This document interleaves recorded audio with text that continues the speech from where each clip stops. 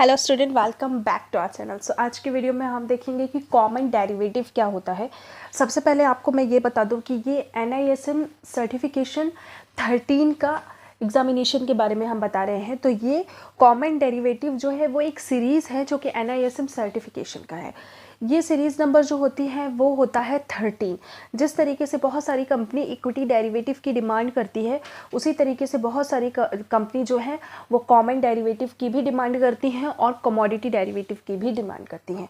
So company to company depend करता है कि किस कंपनी को कौन सा सर्टिफिकेशन चाहिए और किस कंपनी को कौन सा सर्टिफिकेशन की रिक्वायरमेंट है। ज़्यादातर जो लोग ब्रोकिंग फर्म में काम करना चाहते हैं या फिर एडवाइजरी फर्म में काम करना चाहते हैं तो उसके लिए कॉमन डेरिवेटिव सर्टिफिकेशन काफ़ी यूज़फुल होता है। अगर कुछ कंपनियां इक्विटी डेरिवेटिव का डिमांड नहीं करती हैं तो वो कॉमन डेरिवेटिव का डिमांड ज़रूर करती हैं। अगर आप NISM के कुछ सीरीज़ कर लेते हैं तो आपकी जॉब 100% लगती है। रीज़न इसका ये है कि कंपनी में NISM सर्टिफिकेशन जो है वो कंपलसरी हो गया है।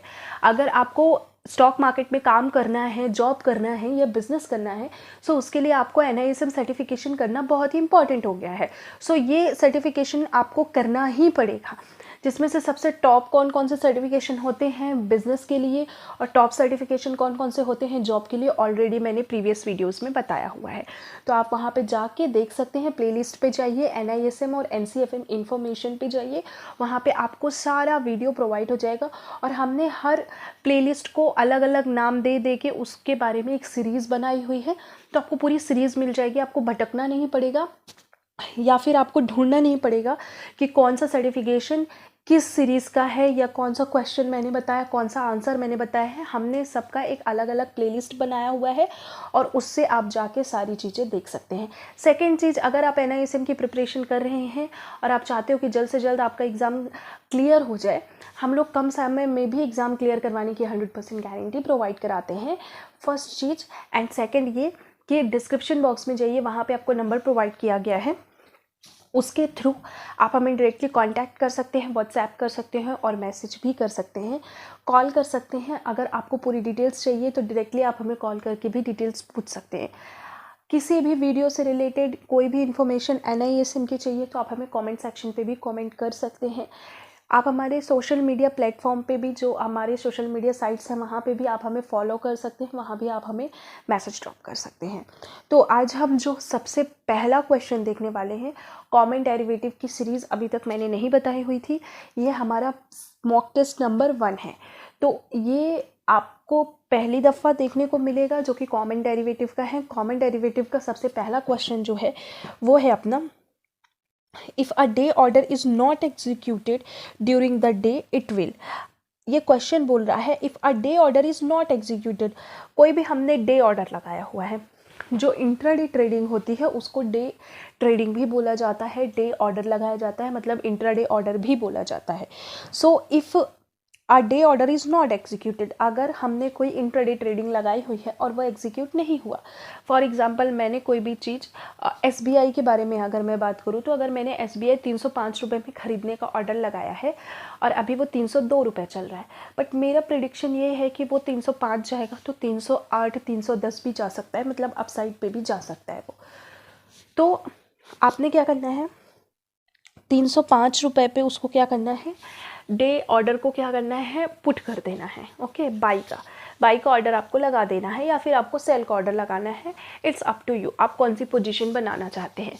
तो आपने सोचा कि ये सपोर्ट है और ये रेसिस्टेंस है, तो आप सोच रहे हो कि 305 जब जाएगा तभी ये जो मैंने ऑर्डर लगाया हुआ है वो हिट होगा। तो 305 रुपये में आपने बाई का ऑर्डर लगा दिया, if a day order is not executed. But आज के दिन क्या हुआ कि जो मैंने बाई किया हुआ था वो क्या हो गया है कि 304 रुपये पे ही आज मार्केट क्लोज हो गया, या 304 रुपये 50 पैसे या 304 रुपये 90 पैसे पे क्लोज हुआ, बट 305 रुपये नहीं आया।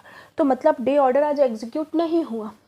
तो during the day it will, अगर ये पूरे ड्यूरिंग डे पे वो डे ऑर्डर हमारा एग्जीक्यूट नहीं हुआ, 305 नहीं आया, ₹304.95 तक गया, बट वो 305 नहीं आया। तो हम क्या करेंगे उसके बाद? Get cancel automatic once the trading time of the day over, get executed the next day, it is the price range. क्या वो नेक्स्ट डे एग्जीक्यूट हो जाएगा? It executed in the special occasion market, नहीं, non of the above. So सबसे पहला जो इसमें answer दिया हुआ है ये इसका राइट आंसर है, get cancelled automatic once is trading time for the day is over. इसके कहने का मतलब ये है कि अगर जैसे मार्केट है, मार्केट जिस तरीके से ओवर होता है तो ऑटोमेटिक जो भी हमने पोजीशन लगाई हुई है वो ऑटोमेटिक कैंसिल हो जाती है, उस दिन के लिए बंद हो जाती है। अब हमें अगर नया ऑर्डर लगाना है तो हमें दूसरे दिन का वेट करना पड़ेगा। अगर हम इंट्राडे ट्रेडिंग के लिए उस दिन ऑर्डर लगाते हैं वो एग्जीक्यूट नहीं होता है। तो ये इसका राइट आंसर होगा। इस तरीके के क्वेश्चंस बहुत आते हैं एग्ज़ाम में, हमें कंफ्यूज करने के लिए आते हैं कि क्या पूछ रहा है क्या नहीं। तो हमेशा मैं आपको यही बोलती हूँ कि आप कंसेप्ट को याद रखो, और अगर आप चाहते हैं, क्योंकि हम जो क्लासेस प्रोवाइड कराते हैं उसमें हम फर्स्ट अटेम्प्ट में ही एग्ज़ाम निकाल के देने की 100% गारंटी भी देते हैं। सो आप हमें डिस्क्रिप्शन बॉक्स में जाइए, नंबर दिया है, वेबसाइट दिया है, ऐप लिंक दिया हुआ है, आप हमें डायरेक्टली वहाँ से फॉलो कर सकते हैं, व्हाट्सएप कर सकते हैं और कॉल भी कर सकते हैं डिपार्टमेंट पे। चलिए हम सेकंड क्वेश्चन पे आते हैं। देखो यहाँ पे एक बहुत अच्छा क्वेश्चन आया है, if a trading member defaults in a derivative segment. एक ट्रेडिंग मेंबर है और वो क्या करता है, डिफ़ॉल्ट कर देता है ट्रेडिंग सेगमेंट में, तो वो क्या होगा, he can still continue the trading business in the cash segment. तो क्या वो स्टिल कंटिन्यू कर सकता है ट्रेडिंग बिजनेस अपना कैश सेगमेंट में? तो ये ट्रू होगा या फॉल्स होगा? सबसे इंपॉर्टेंट बात कि ये फॉल्स होगा। यहाँ पे दिया है, इसका एक्सप्लेनेशन के थ्रू मैं आपको बताती हूँ। A default by a member in the derivative segment will be treated as a default in all segment. अगर वो डेरिवेटिव सेगमेंट में डिफ़ॉल्ट करता है तो उसको ऑल सेगमेंट के लिए जो उसने चीट किया है वो डिफ़ॉल्ट की तरह ही ऑल सेगमेंट के लिए उसको ट्रीट किया जाता है, ठीक है। All segment of exchange and as default of all segment where he is a member, ठीक है।